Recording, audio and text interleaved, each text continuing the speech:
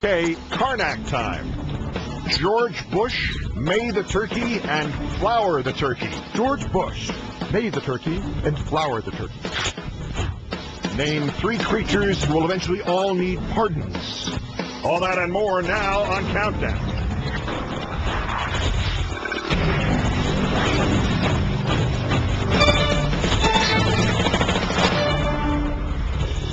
Good evening. This is Tuesday, November 20th, 350 days until the 2008 presidential election.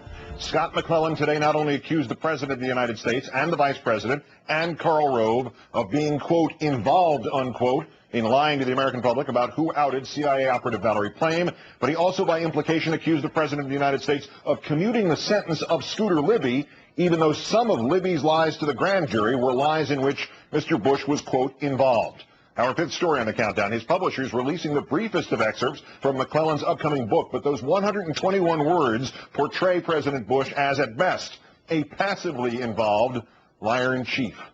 The timing of the release of the McClellan excerpt flapping with irony, having commuted Mr. Libby's sentence for his role in the scandal earlier this year. This morning it was time for the annual pre-Thanksgiving commuting of the turkeys at the White House. Same effect as a pardon, so that's what Countdown is going to call the photo op for the rest of the Bush administration. The president's former press secretary, in an excerpt of his upcoming book, What Happened, posted on the website of its publisher, recalls the time he spent stonewalling and lying, he says unknowingly, about the involvement of top White House officials in that leak. Quote, "The most powerful leader in the world had called upon me to speak on his behalf and help restore credibility he lost amid the failure to find weapons of mass destruction in Iraq.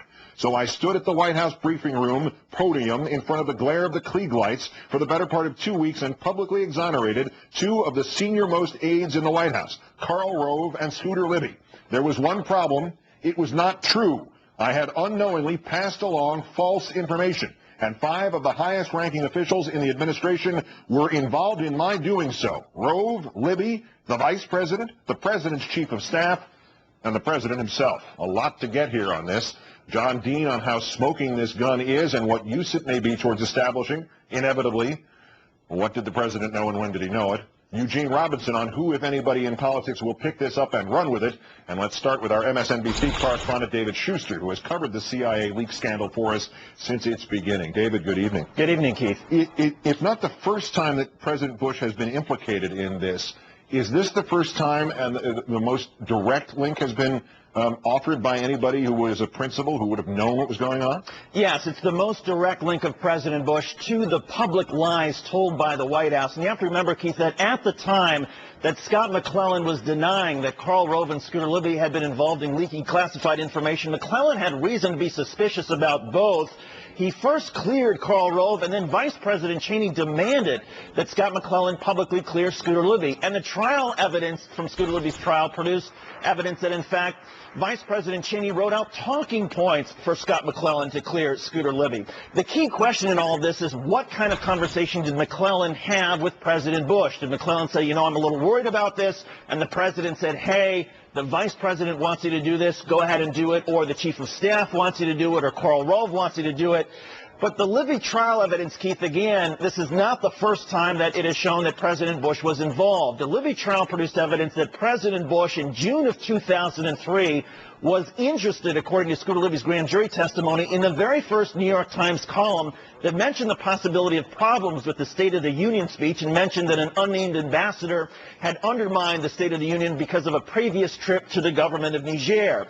And then in July, according to the Scooter Libby testimony, July of 2003, Vice President Cheney asked Scooter Libby to leak classified information to New York Times reporter Judy Miller, and that Cheney was doing so at the behest of President Bush. So you've got 2 instances already of the President being involved in the strategy, and now, of course, you've got evidence of the President being directly involved in the cover-up on the eve of the criminal investigation and at a time when the public knew that there was a criminal investigation, and there was Scott McClellan saying nobody in the White House was involved. The 2-week period to which Mr. McClellan is clearly referring to in that excerpt, September 2003, he told reporters that Karl Rove and Scooter Libby never leaked the identity of Valerie Plame, and he also said that the President knows Mr. Rove was not involved.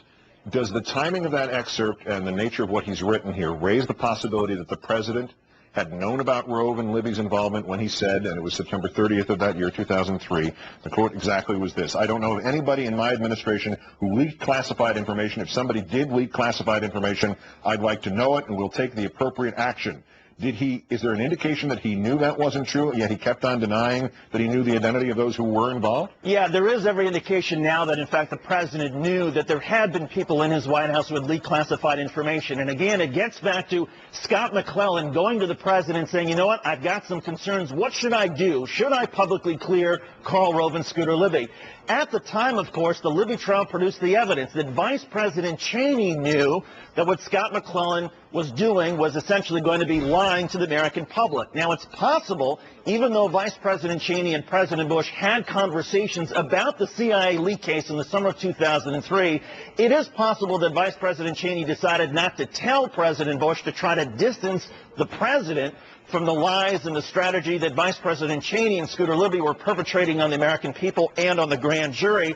And I suppose it's also possible, Keith, that if President Clinton said it depends on what the definition of is, then maybe President Bush thought, well, it depends on what the definition of no is. But clearly, this is why Scott McClellan's book is going to be so intriguing. All right, and from the intrigue and the parsing of it, what is the White House saying about this tonight, David? Well, the White House is suggesting that President Bush was misled, just like Scott McClellan, that while Scott McClellan was misled by Karl Rove and Scooter Libby, so too was President Bush. So there you have the White House in the unusual position of trying to water down what Scott McClellan's publisher is putting out there. And yet, at the time that the White House is watering this down, you have a lot of people in Washington who say, wait a second, when it comes to credibility, the people who are saying, oh, no, the president did this unwittingly, these are the same people who have such huge credibility problems, Keith, because of this very CIA leak case. MSNBC's David Shuster. And here we go again, the same old story coming back to get us. As always, great thanks, David. Thanks, Keith.